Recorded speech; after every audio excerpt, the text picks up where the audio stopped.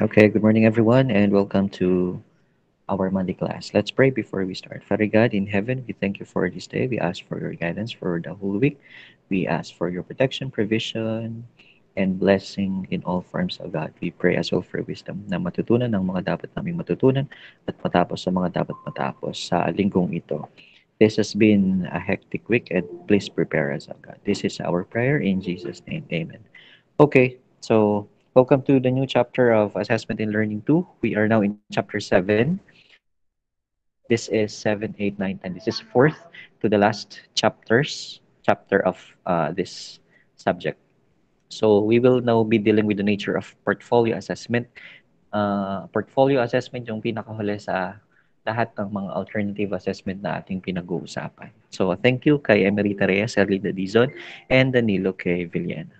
Can you see my screen? Yes, sir. Yes po. Opo. Okay, that's good. That's good. For the section intended learning outcome and the chapter intended learning outcome, pakibasa nga po. Develop a portfolio as an assessment tool.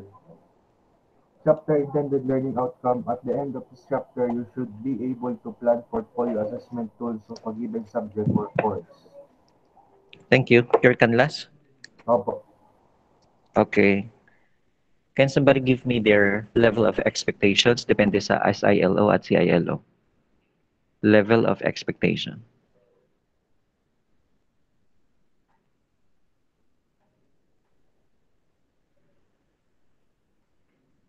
Adinig?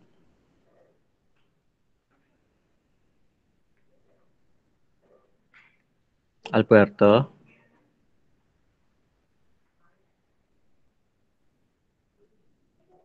Amores? Babasa? Walang tao yata di. Kabanggon? Sir, Sakit. Okay. Can you give me your expectations? Depending on the CILO, napakaingay mo. Mamaya ka na, maingay. Kalabano. Um, Depende, ang expectation ko po ay ano po, yung matututunan ko po dito yung paano po, yung pang level po ay mataas o hindi or yung pinakang Hindi, yung expectation mo lang. sige. Ayun pong matututunan ko po dito yung kung kung gaano kahalaga yung portfolio as an assessment tool tapos kung ano po yung nilalaman nito. Yun po, sir. Okay, maraming salamat. How about you, Kalusin? Sir, Oh, ang siguro matutunan ko po dito sa chapter na ito is kung paano po gamitin kung kung gaano rin po kalaga yung portfolio at yung mga laman nito and kung paano po ito magagamit in the future. okay. Thank you so much. Sa palagay nyo, anong ang portfolio assessment? Performance-based or traditional? Quiz ko, nandito ka na. Tradi- Wala. Sluther?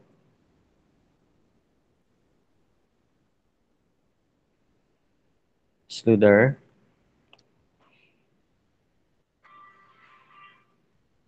Rementilla? Oreo?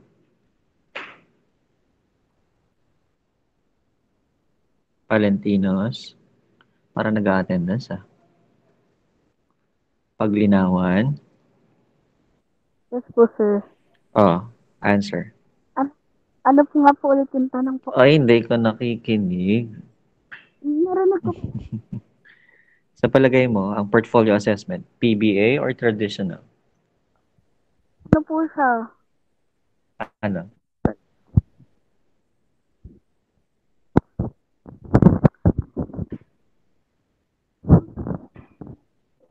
What do you think? PBA or traditional?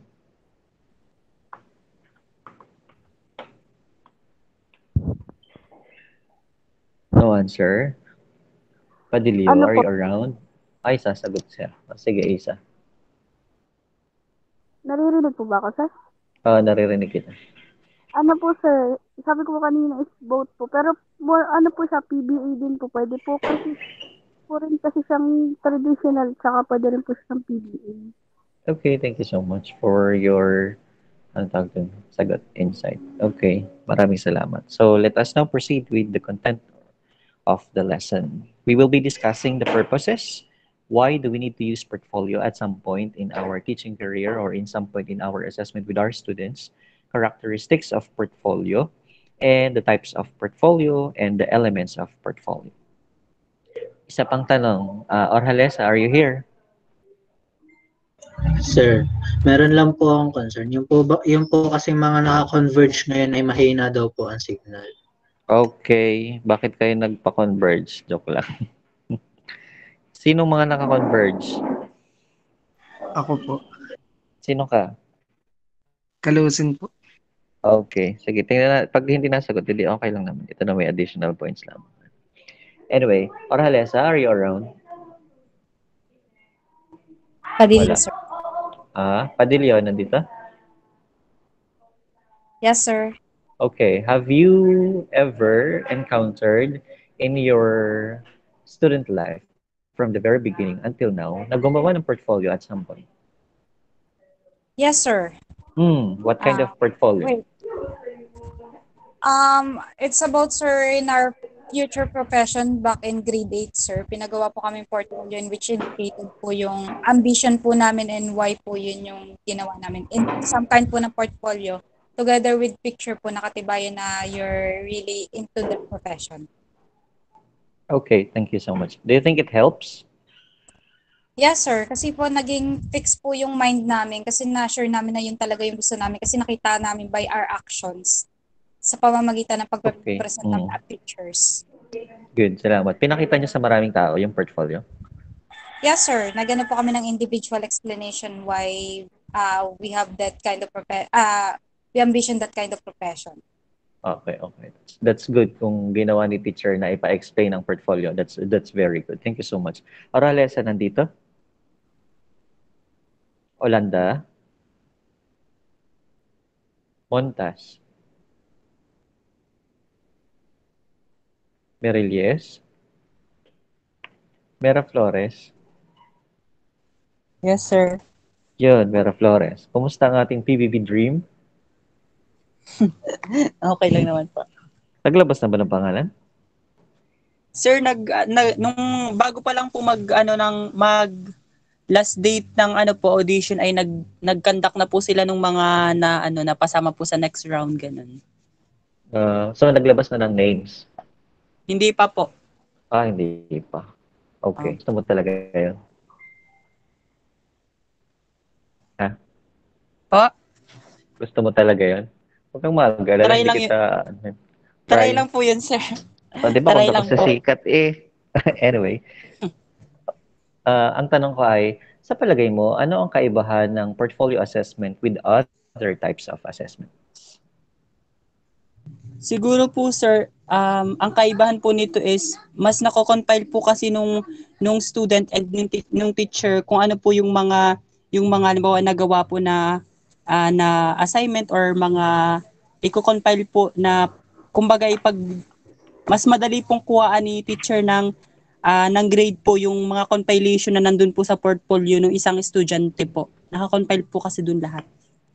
Okay, thank you so much. So, generally, sa lahat ng sumagot, maraming salamat. Generally, portfolio assessment is a form of performance-based assessment. Alam naman natin na sa performance-based assessment, kailangan nating i-incorporate ang assessment sa procedure or sa process ng teaching and learning. It is one thing na kinikater ni portfolio. So, assessment bilang part ng instruction provides useful information on the student learning outcomes. Do not forget na pag sinabing learning outcomes, ito yung objective. Kaya dun sa ating term 1 exam, kung ano-anong isinusulat doon sa learning outcome, which is actually, ang learning outcome ay term na ginagamit natin in the outcomes-based education. Sa lesson plan, ang LO ay objectives.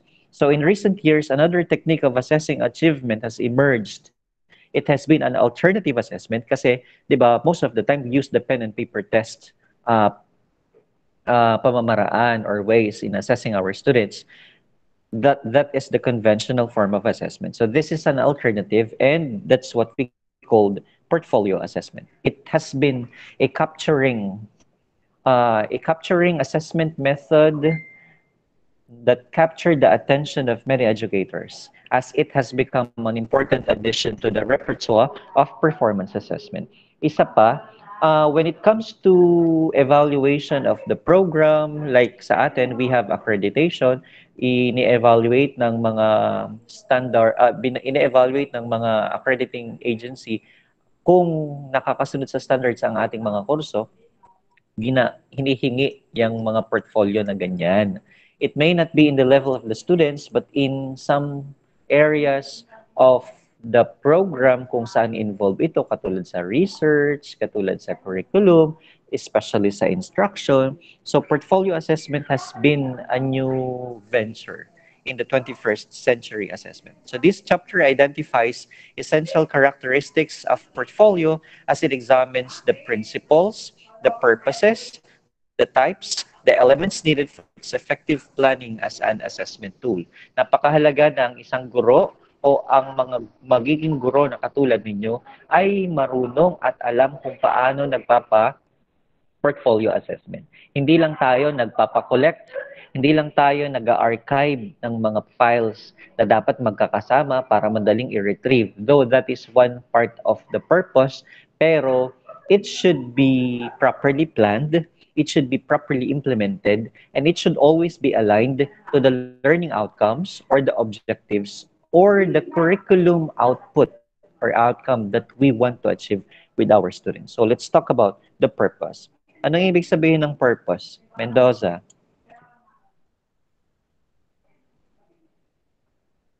Absent. Marco. Maralit.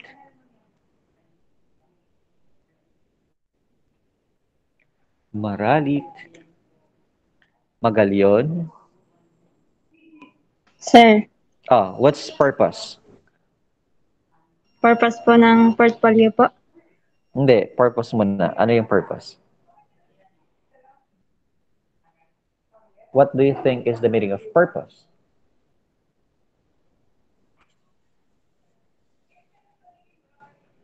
Para pong ano po siya, yung parang dahilan po, ay, Dahilan. Okay. Ikaw, anong purpose mo sa buhay?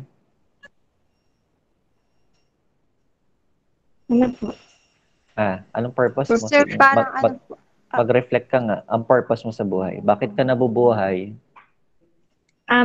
para po matuto, saka po makagraduate, makatulong po. Yun po. Pag natuto at nakagraduate at makatulong, pwede ka nang mamatay? Sure, no? Hindi po. Hindi pa. Ano? So, ang purpose ay nagpapatuloy. Ano? Opo. Okay. Pag ang tao nawala ng purpose, anong nangyayari? Parang, ano po, wala pong ano yung buhay. Walang kwenta. Nagpapakamatay na lang, wala naman kasing halaga yung buhay niya. Wala naman siyang silbi. No? So, purpose is very important. Purpose is very vital in the very existence of something or someone. So, it's the same with the purpose of portfolio assessment. Thank you, Magalion. Tanungin ko nga kung ano naman kaya ang purpose ng portfolio assessment. Lucanyas. Jainer. Well, Hello? Yes, Sir, hello. Are you there? Naririnig kita. Sir, ang purpose po nung portfolio is para po sa as parang taga-collect, parang i-collect niyo po yung mga achievements ng students into one portfolio para po nakita niyo po yung overall performance ng student during a period of history. Okay, salamat Lucanyas. Kuan, are you here? Humara? Ilagan? sir, pwede po sumagot. Sino po ikaw? Maralit po. Maralit. Iba na yung tanong ko. Okay Kailan? lang po. Aralit, kailangan Para, kong PM. Kailangan ko yung PM mo, ha? okay po. Okay. Ang tanong ko ay, sa palagay mo, how do we assess portfolio? Process or product?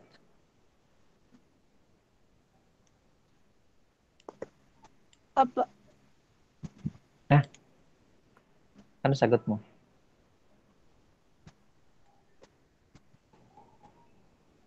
parehas po. It could be both. Why? Apa.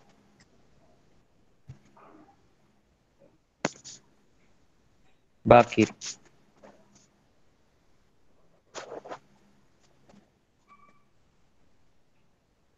Bakit?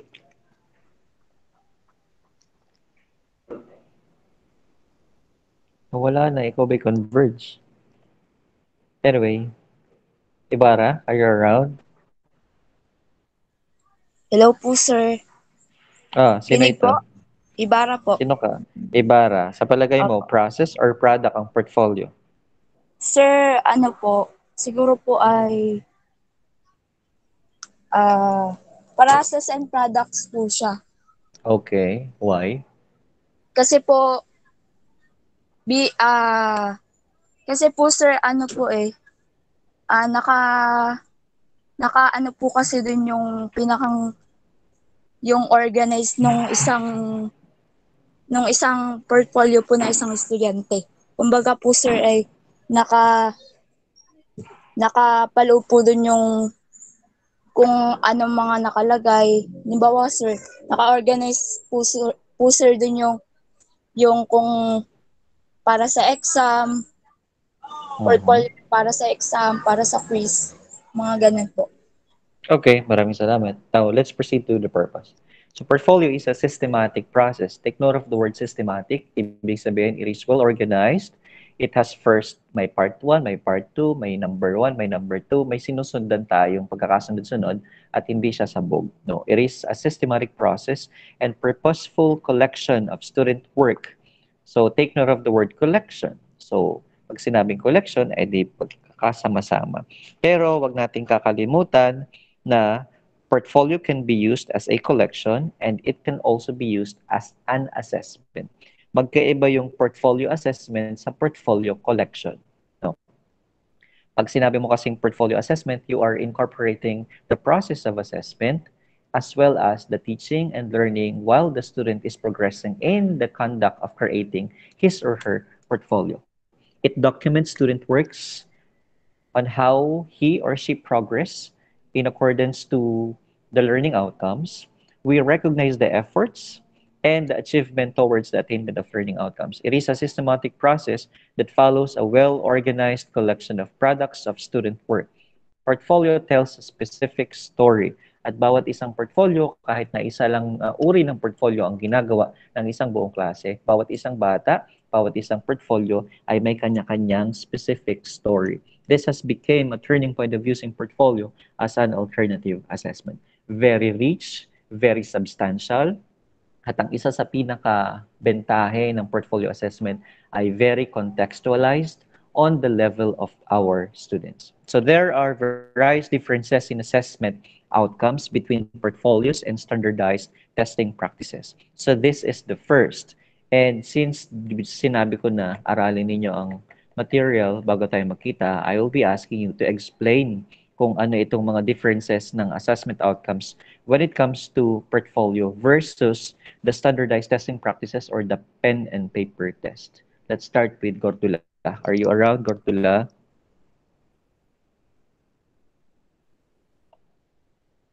Galgaod? Fulgerinas? Escolano?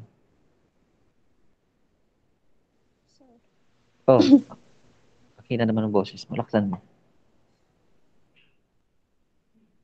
Escolano? Tinig na po, sir. Okay, narinig kita. Please explain the Sir. first differences. Sir, yung pong sa portfolio po, parang ang ibig sabihin po dito is nire-represent po yung pinakang saklaw ng sa reading and writing ng students. Tapos po dun sa testing, Nawawala ka. Wait lang ha, may napasok sa kabila. Si Juan. Okay, tuloy. Nandiyan ka pa ba? Isko. Nawala na yata siya. Elia. Delgado.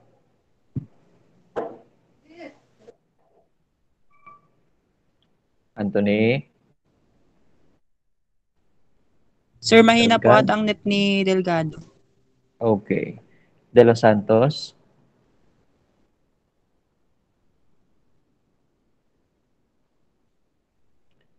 De Garcia.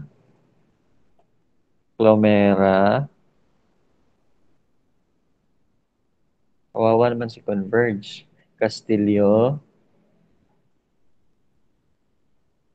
Canlas. Sir, Second round, Canlas. saan po, sir? Ito po lahat? Explain the first. Yang nasa screen. Sir, doon po sa portfolio represents the range of the reading and writing students are engaged in. So, doon po, yung i-range daw po yung reading and writing students na, kumbaga, sir, yung level ng students, doon po muna itatapat. Tapos po sa testing, assess the students across a limited range of reading and writing assignments which may not match what students do. So, doon po, tetest po yung students no, hindi naman nila ka-level yung types ng reading and writing po. Yun po, sir. Okay. Thank you so much. Pag portfolio, ano kasi siya it stands a matter of time. Let's say, for example, isang buong subject, isang buong PED or professional education subject, you need to make a portfolio. It represents the range of the reading and writing that the students are engaged in, starting from chapter 1 up to the chapter 10. Mahaba, malawak, makikita mo yung progress mula umpisa hanggang dulo. When it comes to testing or PPT, quizzes, exam, prelim, midterm, finals, limitado ang range of reading and writing na meron ng estudyante, and most of the time, minsan, kung anong lumalabas sa exam, ay hindi naman yon ang kung anong ginawa sa loob ng klase. So there is some form of mismatch when it comes to testing na tipong, bakit ganito yung lumalabas sa exam? Samantalang during activities naman inside classes ay hindi naman ganito yung aming ginagawa. No, unlike kay portfolio, it is very contextualized. It speaks of all the things that the student is involved in from the very beginning of the class until the end. No, that's the first. Let's go with the next.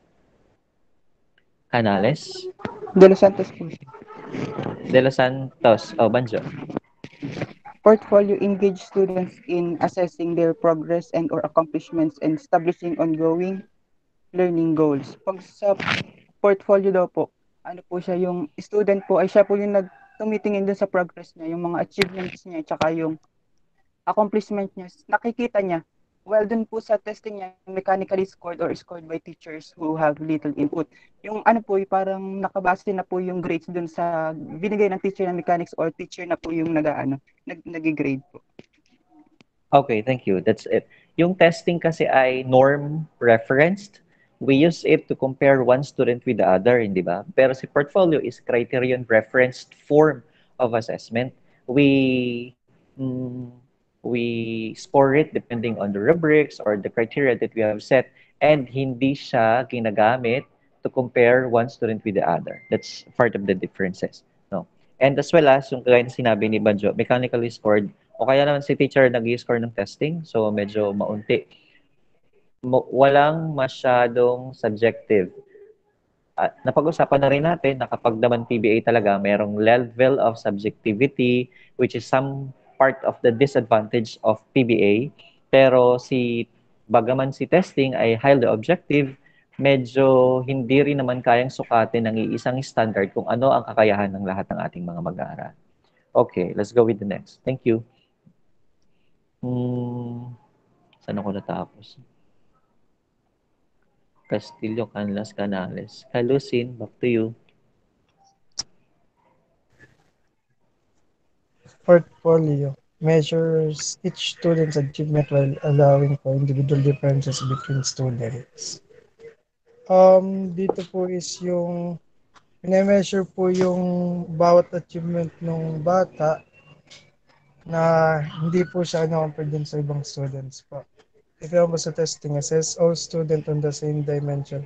Yung ina-assess po yung mga student ng fair po and wala pong wala pong pinapanigan na estudyante. Basta fair lang po mag-assess yung teacher.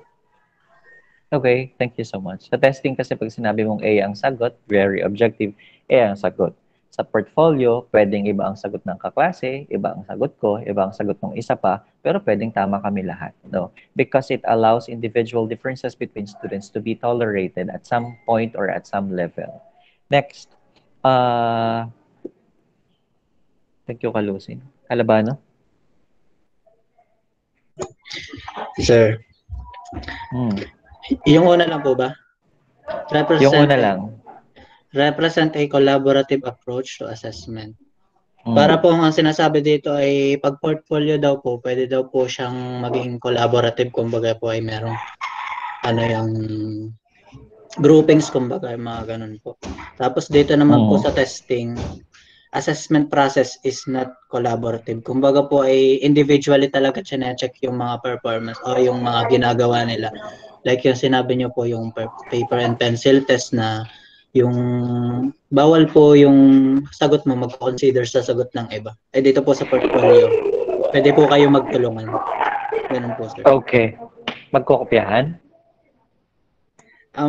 Pagka po kasi groupings ay kumbaga po yung content lang po yung gagayahin, hindi po yung mismong sagot. Pero pwede na din po kung ganun. Okay. But what we value is the spirit of collaboration, ha? Yung tipong you can brainstorm, we can input ideas, we can gather ideas or survey ideas from other persons or from the group mates, but not necessarily mean that we copy the work of the other. No. Collaborative approach to assessment has been exercised in portfolio. Maganda pati kaya contextualize si portfolio, kung ano talaga yung gawa mo, yun yung nandoon. Kung ano yung pinagdaanan mo sa isang buong semester or sa isang buong quarter, nakasaad doon. Kapag kasi PPT, pwede kasing ang galing mo sa daily activity sa klase, pero pagdating sa exam, bumagsak ka. So it is not 100% accurate reflection of what you have all actually acquired or learned inside the classroom. Pwede kasing may problema marahil si teacher sa paraan ng pagsulat ng exam at hindi sa paraan ng paglagay ng instruction, di ba? Na nalilimit ngayon sa kung paano ka mag-reflect ng iyong natutunan. Okay, let's go with the next. Kabanggon? Sir? Yun. Yung pangalawa po has a goal of student self-assessment. Yung parang, yung po yung sa portfolio, sa testing naman po, student assessment is not a goal. Bale dun po sa portfolio, parang hinahayaan po yung student na mag-self-assessment sila kung saan po yung parang strength and weaknesses po nila. Tapos yun naman po sa student, sa testing naman po, parang hindi po sila ina-allow. Okay, thank you so much. Self-assessment or student assessment, pagman hindi natin nire-record bilang mga teacher ang student assessment, pero it is good, minsan may peer assessment pa nga tayong nagagamit, halimbawa, ipapacheck mo sa kaklase mo, o kaya may checklist ka kung paano na-accomplish ko na ba yung mga hinihingi ng teacher ko, checkan ko. O kaya minsan sa mismong portfolio ay may checklist na sinasama si teacher, then you are going to check kung na-accomplish ko na ba to, na-accomplish ko na ba nagkakaroon ka ng kamalayan sa kung ano na ang iyong nagagawa. Nakikita mo rin kung saan ka nagsimula at kung nasaan ka na sa kasalukuyan at nakikita mo na rin kung saan ka patungo. Depende sa kung paano siya dinideliver at ini-implement ng ating mga teachers. But when it comes to testing, student assessment is not a goal. Let's go with the next. Thank you, Kabanggon. Babasa. Babasa, Amores, Alpuerto, Adinig, Escolano po. Escolano. Okay, Escolano. Sir, sa portfolio po is mas inaano po dito yung improvement tsaka effort ng students. Sa testing naman po, mas ano lang po yung achievement, which is yung improvement and effort po is parang yung pong sa testing, dun lang po yung parang mga Score na-achieve lang. ng mga skills ng mga student. Pero dun po sa portfolio, parang mas ano po yung effort. Okay. Maraming salamat, Escolan. Escolan. Pag portfolio, kaya nga yung sabi ko kanina, you can monitor your improvement. Pansin mo, halimbawa, you have the rough draft of your essay, naging final draft, may edited, nakikita mo yung improvement from one work to the other. You can also look into the part of the effort. Minsan, the teacher is giving grade to the effort, let's say 1 point for the effort. Minsan naman, depende pa rin sa mood kasi minsan hindi ako nagbibigay ng grade for the effort, lalo pag maling-mali ang nakasulat. But we can use and reflect that on portfolio as well as achievement. Pag testing, nakafocus lang sa grade, kung anong score mo, yun ang i-record ko. No? Next. I think this is the last. Portfolio links assessment and teaching and to learning, while testing separates learning, testing, and teaching. When it comes to sa testing, iba yung panahon na nagtuturo si teacher, iba yung panahon na nagte-test ka. When it comes to portfolio, nagli-link yung assessment habang ginagawa mo yung portfolio, which is some form of assessment, natututo ka rin along the way. So, may incorporation ng assessment, teaching, and learning at one venue. Ito rin naman talaga yung gustong ma-attain ni performance-based assessment. No? That's why when we do role-playing, when we do interview, we are in the middle of an assessment, but at the same time, natututo ka rin sa pamamagitan ng mga ginagawa mong activities. So those were the notable differences in assessment outcomes between portfolios and standardized testing practices. Portfolio may contain composition, pwedeng essays, reports, stories, presentations, observations, research investigations, pwedeng project, pwedeng laboratory experiments, pwedeng narrative and anecdotal records. It could have been a compilation of rating scales, pwedeng rubric, self-reflection, checklist.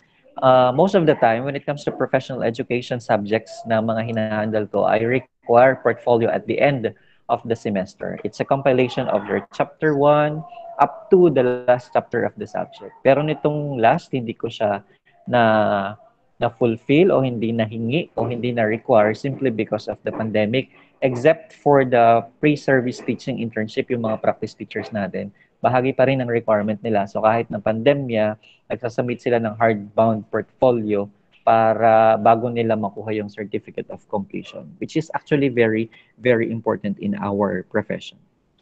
It could also be visual arts, let's say photofolio or pictures, yung mga photo essays, kung medyo involved kayo sa journalism, may mga tinatawag tayo na photo essays, or drawings, or paintings, or performances as product, group work processes, show your work, etc. Pwedeng mga kanta, poem. It could also be personal, diba? Minsan may sarili kang portfolio, mga pictures mo mula nung maliit ka pa hanggang sa ikaw ay lumaki, o kaya pictures nyo nung magjowa kayo mula nung kayo ay magkita hanggang sa kayo ay ikasal. Pero we can use of the advantage of portfolio inside the classroom when we use it as an assessment tool. At saka at the same time, especially kapag medyo picture ang kinokollect mo or experiences, hindi ka lang ina-assess, na dadagdagan pa ng level of enjoyment and excitement, nakakatuwa, nakakaligaya bang mag-compile ng mga bagay-bagay. So the basic purpose of portfolio is to collect pieces of students' performances or products that show accomplishment or improvement over time. So why do we use portfolio? First, it gives students the opportunity to direct their own learning. Nagkakaroon ng ownership ang ating estudyante. Sila ang nagdidesisyon kung ano ang ilalagay, kung ano ang isusulat. Sa halip na magbilog ka lang ng A, B, C, D o kaya mag-fill up ka lang ng fill in the blanks, you are going to choose aling experience ang gusto kong ilapat, aling litrato ang gusto kong isama, yung mga aling bahagi ng aking pamilya, depende sa kung anong nature ng pinapagawang portfolio. Number 2, portfolios can be used to determine students' level of achievement. Hindi lang oportunidad yung binigay mo. Siyempre, it is also a reflection ng level of achievement ng iyong mga estudyante. Siyempre, ginegradean mo naman yan. Portfolios can be used to understand how students think, reason, organize, investigate, and communicate. Merong magandang mag-organize itong isang bata at binigyan mo ng 1.0 when it comes to organization. Pero pagpunta mo sa kabilang bata, iba yung paraan ng kanyang pag-organize, but it is also very pleasing and very acceptable and very appealing.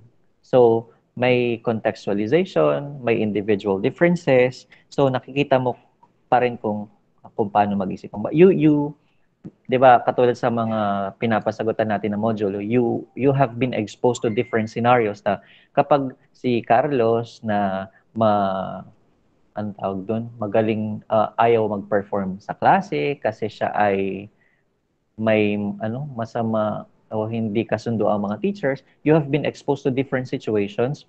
And when you read the answers of the students, makikita mo kung paano siya mag-isip, kung paano siya mag-reason out, paano siya mag-imbestiga.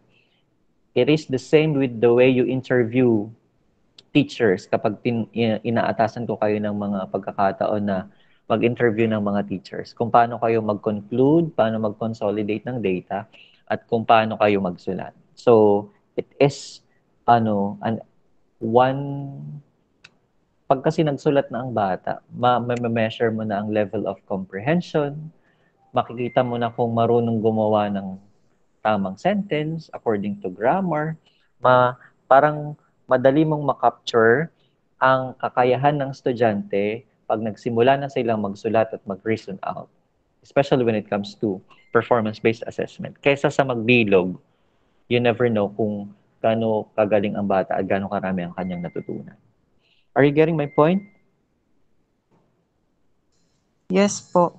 Okay, for number 4, kayo naman sa number 4, balik ako sa ilalim. Baka may gusto mag-volunteer.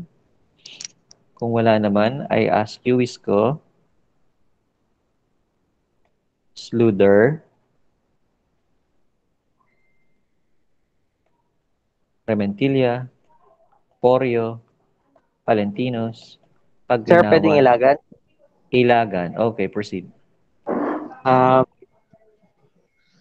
Portfolios can be used to communicate student effort, progress towards accomplishing learning goals and accomplishments. Kumbaga, sa portfolio po ay dito kung kung pakipag-communicate ng students at saka yung mga dito rin nakikita yung efforts, yung progress sa paggagawa nila ng mga activities, tapos yung mga goals at accomplishments po sa dito rin po nakikita.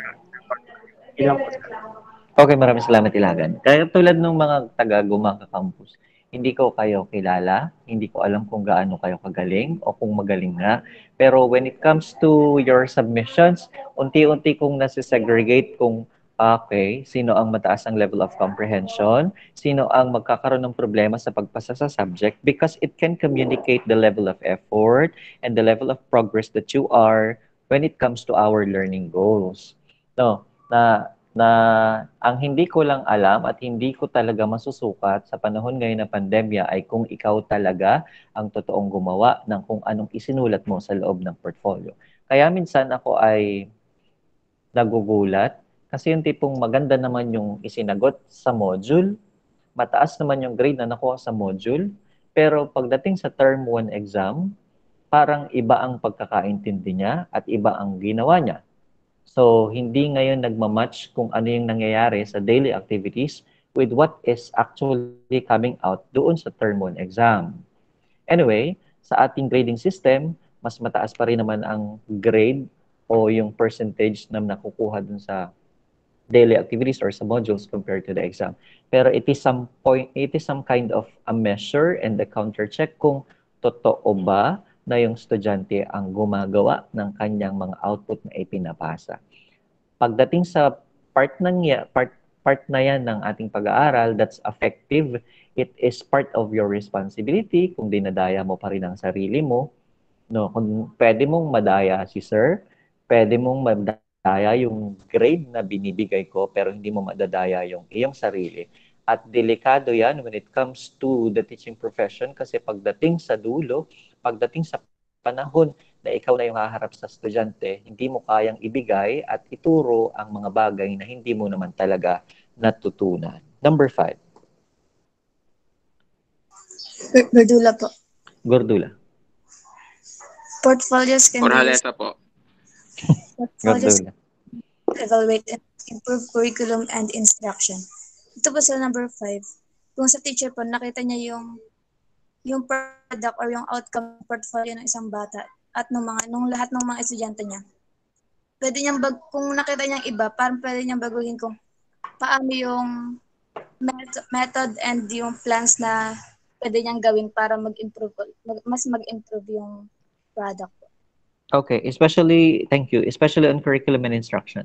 The teacher can evaluate na, okay, align siya sa curriculum targets namin, o baka merong kailangan baguhin sa curriculum targets, o kaya naman sa instruction, sa paraan ng pagtuturo, bakit hindi naiintindihan ng aking mga estudyante kung ano ang gagawin sa portfolio. Pwede rin naman kasi na kung isa lang o dalawang bata ang naliligaw, it could have been problema ng estudyante, pero kung kalahati ng klase ang naliligaw, baka may problema tayo sa curriculum targets at sa ating paraan ng pagtuturo or in our pedagogies. Thank you. Ikaw, Orhalesa, you want to say something? Let's go with the characteristics.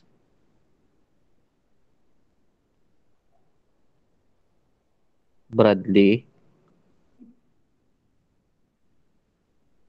Wala ka na. Portfolio po, sir. Portfolio. Sir, yung characteristic po ng portfolio can identify our student strengths. So, dun po sa portfolio na yun, ma-identify po ng isang guro kung saan magaling yung estudyante niya.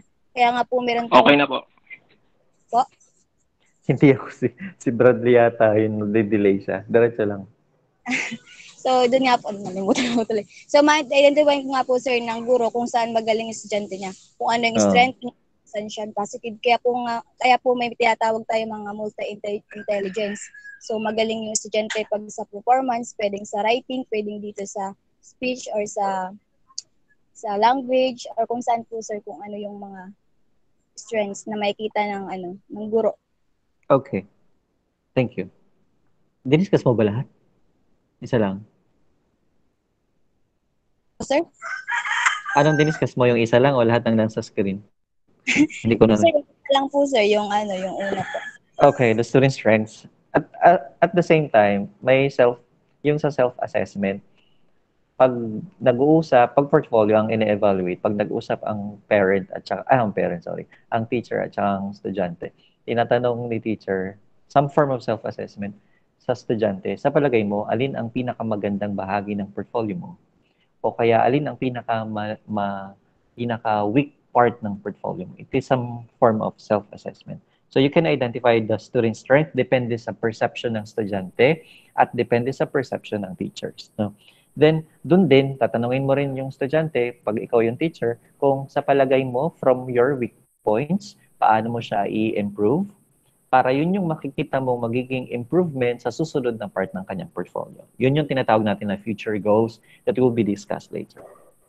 Bradley, nandito ka na?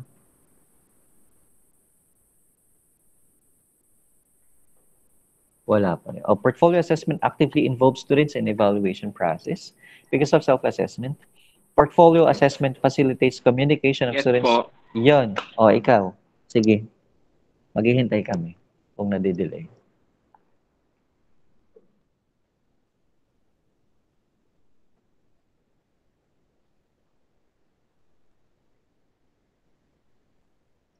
Hintayin natin si Bradley.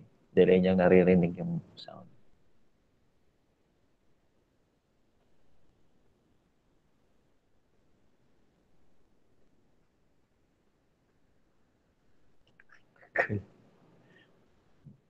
Bradley, pag narinig mo na yung instruction ko, magsalita ka na lang at but-in ha. Okay, next. There are different types of portfolio. Depende sa libro na ginagamit mo. Dito sa libro na ginagamit natin, meron tayong 5 uri ng portfolio, pero dito sa libro na kaharap ko, galing sa Rex Bookstore, may 3 lamang uri ng portfolio. Anyway, they are somehow of the same type, except may addition itong ginagamit nating libro. We have showcase portfolio, documentation portfolio, process portfolio, product portfolio, and standard-based portfolio. Start with showcase portfolio. Pag sinabi mong showcase, wait lang. Ito ay magsasabit ng portfolio, kaya nagchat-chat. Practice teacher. Showcase. Ano bang ginagawa pag may showcase? Papakita. Kadlas, Pagpapakita po. nagpapakita. Ikaw ba ay nakapagpakita na? Hindi ko pa po. Meron na po. Showcase portfolio. It shows the best of the student's best work. Now, take note of the word best work. Based on the student's personal criteria, rather than the criteria of their teacher. So, ang pipili si estudyante sa palagay niya, alin ang aking best work at yun ang ilalagay niya sa portfolio. So, the students select their best work and reflect thoughtfully on its quality. Example, sa practice teaching, bago mag-final bago mag-final teaching demonstration ng isang practice teacher, they are required na at least meron silang 10 teaching demo or daily teaching demonstration. Pag nakasampu ka na, pwede ka na mag-apply for final demo. Ngayon, minsan, masipag si student teacher o kaya naman laging wala si cooperating teacher, kaya ang nagtuturo palagi ay si student teacher. So, kahit 10 lang yung required, pwedeng nakadalawampung turo si practice teachers. Then, since ang aming portfolio when it comes to teaching internship ay somehow medyo showcase portfolio, pipili sila among their 20 demonstration teaching ng best 10. At yun lang ang isasama nila sa portfolio at yun lang din ang gagradean ko at isasama sa rating sheet. So, the student do have their own freedom kung paano nila isi-select kung alin ang pinakamahusay, ano ang pinakamagandang instructional materials na kanilang ginamit. So that is some form of showcase portfolio. It shows the uniqueness of students' work that individual profiles emerge. Sabi ni Stiggins in 2007, it is a celebration portfolio. Tinatawag ito minsang celebration portfolio at mas applicable ito sa mas mga mababatang mga estudyante. So for example, sa arts, may 10 arts yung bata, pili ka ng isa na pinakamaganda o kaya pili ka ng 5 na pinakamaganda. Yun ang ating ilalagay sa portfolio. One good thing is that yung si estudyante, kino-compare niya yung work niya sa kanyang ibang mga work. Sa halip na kino-compare niya yung work niya sa work ng ibang bata, ikino-compare niya yung work niya sa sarili niyang work, which is some magandang avenue ng assessment. Hindi mo kalaban yung kaklase mo, ang kalaban mo ay sarili mo. So scoring is difficult and time-consuming because of the unique structure and content of each portfolio. Minsan kasi yung scoring style na ginagamit mo sa isang portfolio ay hindi applicable sa kasunod na portfolio. So kaya medyo difficult and time-consuming ang ating anong tawag dito? Ang ating scoring. Kung nung high school, junior or senior, nagko-collect kayo ng quizzes, nilalagay sa folder, pwedeng siya ay portfolio collection and not portfolio assessment. No? Magkaiba kasi yan eh. So kung halimbawa naman ang portfolio na pinagawa sa inyo ay sa formal theme, if you're familiar with that, writing essays, o kaya naman sa when I was in college, yung sa sociology, anthropology, yung mula maliit hanggang sa ikaw ay lumaki, then some form of reflection, that's portfolio assessment and not portfolio collection. Pag collection kasi pinagsasama-sama mo lang, walang reflection. Okay. Next. Naintindihan yung showcase portfolio? Yes po. Okay, let's go with the next documentation portfolio. Pag documentation portfolio, lahat na ito. Hindi siya maganda lang, hindi best, hindi celebration portfolio, documentation portfolio. It displays changes and accomplishments related to academic performance over time. It provides evidence about the student growth mula sa pinaka o hindi pa siya marunong. Pagdating sa pangalawang submit, natuto ng konti hanggang sa magdire-diretso yung kanyang pagkatuto. So, a scrapbook of information that may include observations, checklists, rating scales, and selections by both the teachers and the students. Yun yung documentation portfolio. Lahatan ito. Next, the process portfolio. It shows the steps and or the results of a completed project or task as the primary goal of this portfolio. Ang focus natin dito ay process. Let's say for example, laboratory experiment. Tinitingnan ng teacher sa kung paano nag-come up sa product yung estudyante. From the very beginning, kailan siya naghalo ng chemicals, kailan siya nag-init, anong temperature. So it focused on the process.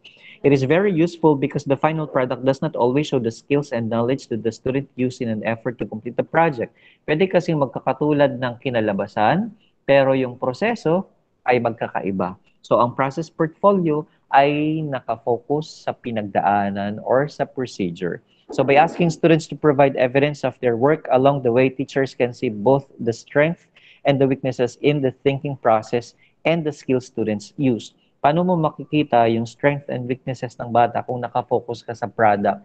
Kasi minsan, or most of the time, hindi naman reflective si product sa kung anong kahinaan na meron ang bata. Lalo na kung magbabase ka lang kasi sa product, paano kung ang gumawa lang pala niyan ay magulang o kaya kaklase? Diba? So, that's process portfolio. On the other hand, product portfolio naman focus on the output. It is similar to the process portfolio except that it is focused on the end product rather than on the process in which the product was developed. Let's say, for example, pagluluto, gusto ko masarap yung luto. Wala akong pakialam sa prosesong pinagdaan, basta sa dulo gusto ko masarap ang luto. So, depende sa kung ano ang instruction at ano ang uri ng portfolio na ginagamit ng teacher. At mahalaga na alam ng estudyante kung anong uri ng portfolio ang kanyang ginagawa. Product po ba ito o ito po ba ay process? So there is a little or no information about the steps that was used in crafting the product. This type of portfolio contains the final product as well as detailed explanation of each part of the final product, but not the process. So we have showcase, documentation, process, product, and the last is the standard-based portfolio. So standard-based portfolio collects evidence that links student achievement to particular learning standards. We're talking about standards here. Focuses on specific standards that are predetermined by the teacher and discussed to the students at the start of the school year. Let's say, for example, papagawain kayo ng trainer's methodology portfolio, which is somehow nagagawin nga ninyo sa dulo ng subject na ito at sa dulo ng PED 15, Technology for Teaching and Learning. Tandaan nyo ang subject natin na may kadugsong na TM. No? So I will be asking you to make a portfolio na TM. Ang TM ay standard-based portfolio. Kailangan ang nakalagay at ang nakasulat ay base sa standard na isinet ng TESDA. No, that's standard-based portfolio. So students will gather evidence of accomplishments for each of the standards and present these output clusters that relate to the standards given. Meron kang hinihit na standard. Hindi siya tipong, di ba, pag documentation, ay mahina pa siya sa part na to.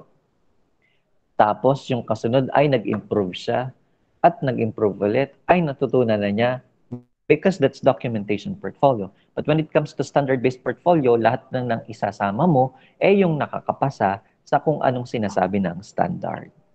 Okay. Did you get yung 5 uri ng portfolio ng maayos at malinaw? Yes po. Okay, that's good. Let's go to the elements. This is the last topic. Ano-ano ang laman ng portfolio? We have 8.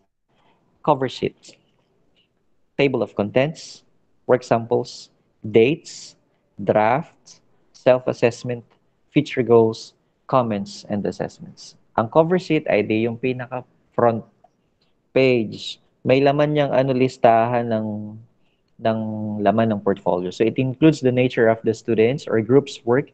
It could be in the form of a letter. It also reflects the progress of the learners as it summarizes the evidence of students' learning and progress.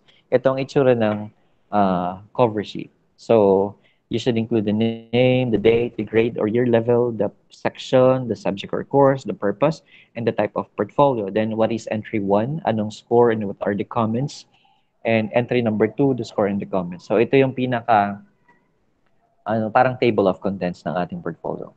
It also has the recommendations, the suggested future goals, and the portfolio grade. Next, table of contents. Itong isa ay may may lamang score. Yan, may lamang score. Itong table of contents, walang score. Page number ang nakalagay. So it includes the title of each work sample and its page number. And of course, the core of the portfolio, the work samples. Paano naman natin matatawag na portfolio kung walang work samples? So the entries to be included in the portfolio, it can be categorized as core or samples which are needed to include. Those are required, ang tawag doon ay core, or optional.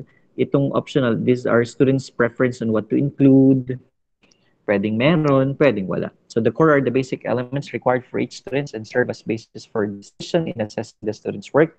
The optional entries allow the folder to represent creativity and uniqueness of each student. Let's say, for example, gusto mong lagyan ng design, gusto mong lagyan ng mga bulaklak at paro-paro na pag binuksan ay nagpa-pop up ang kung ano-ano. Those were optional entries. So, hindi siya core. Yan yung kasunod. Of course, the dates, pakilagay ng date. And the draft, ito yung bago mag-final draft o mag-final copy, the draft of written products, or even the seminal attempts in writing write-ups for the portfolio. Let me just clarify, hindi lahat ng part na ito ay kailangan nasa loob ng portfolio. Kasi depende sa ginagamit mong uri ng portfolio. Kasi kung showcase portfolio yan, you don't need to include the draft. Pero kung documentation yan, you can include. Kung yan ay process portfolio, you can include para nakikita ang progreso from the very beginning up to the final product. No. Next is the self-assessment, some form of your reflection or checklist or questions that you need to answer. Then the future goals, based on the students' current achievements, interests, and progress, what do you think are the future goals? Yun yung sinabi ko kanina. Base sa nakita mo na mababa o weakness ng iyong portfolio, ano ang magagawa mo para ma-improve ang portfolio mo in the future. So those were the future goals.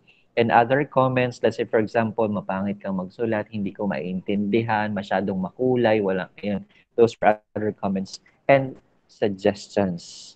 End of lesson. Any question?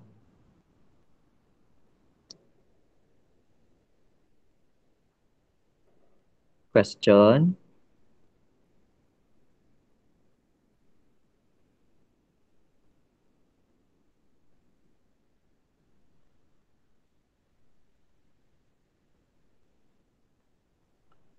May tanong? Uy. Wala po. Yun. Buti si Bagal din, walang tanong. I will be discussing now yung module. Medyo late tayo ng konti kumpara sa kabilang section. Yung kabilang section ay nasa chapter 9 na. Tayo ay nasa chapter 7 pa lamang.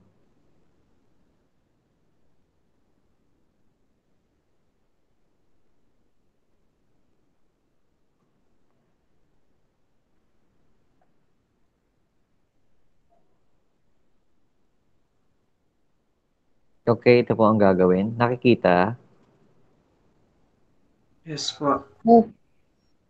Okay, so discuss the concepts of the nature of portfolio assessment in the following situation. Situation number 1. After graduation, you plan to apply for a teaching position in a reputable school, and one of the requirements is for you to construct a teaching portfolio that will show your qualification for the position being applied for.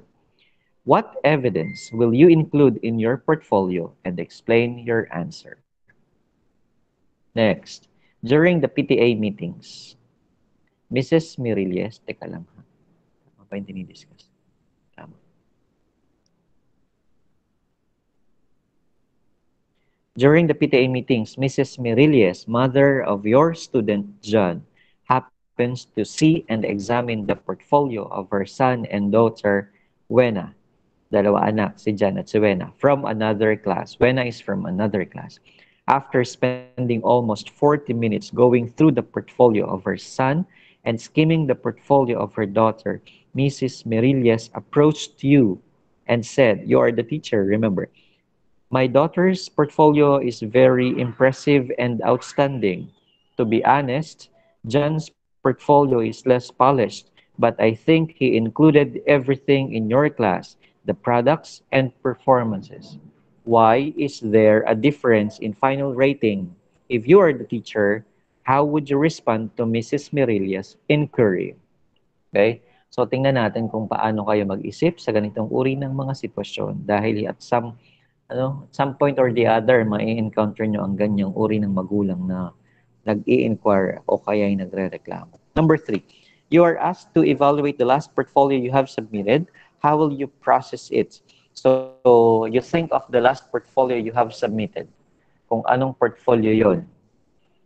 Kung wala nitong college, edi go back to your senior high school or to the junior high school. Sana naman hindi elementary level experience.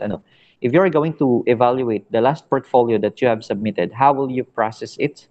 Do you think your portfolio satisfies the purpose, the use, and characteristics of portfolio assessment? Next, you construct a concept map showing the relationship between the types, the uses, and characteristics of portfolio. Then, using the template provided, you are going to choose 2 topics of your interest and you are going to construct a cover sheet. Except that, wala siyang score, syempre. Kata-kataan lang. You need to choose among the 4 things I learned from science, my best artworks, my mathematics journey, and my postgraduate plans. When we said postgraduate plans, those were for the master's degree or the doctorate degrees. So, you write the title of your portfolio dun sa my portfolio. You write your name. If it is for group, edi i-write niyo yung group, the time frame and the dates, the grade and year level, the subject or the course. Sa palagay mo, what is the purpose of that portfolio?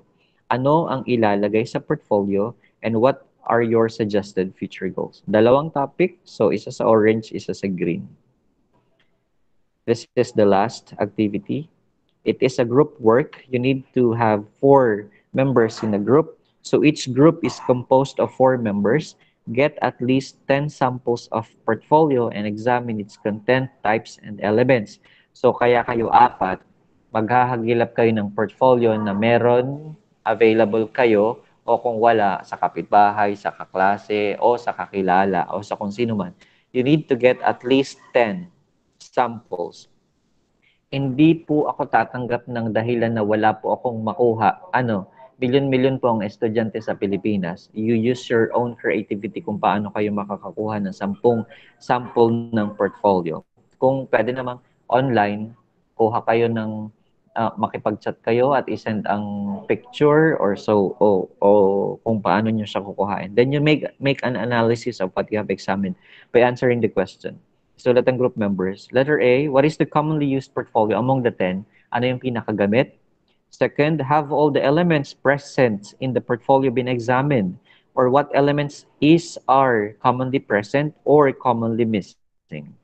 Do the portfolios provide strong evidence of improvement over the course of units or over the course unit?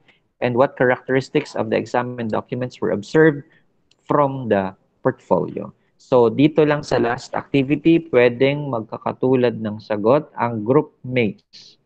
Pero yung pataas, individual. Please attach photo evidences of the portfolio, yung 10. Kahit yung cover sheet lang, paki-picturean o paki-scan, tapos i-upload ng separate sa Google Classroom. Any other question?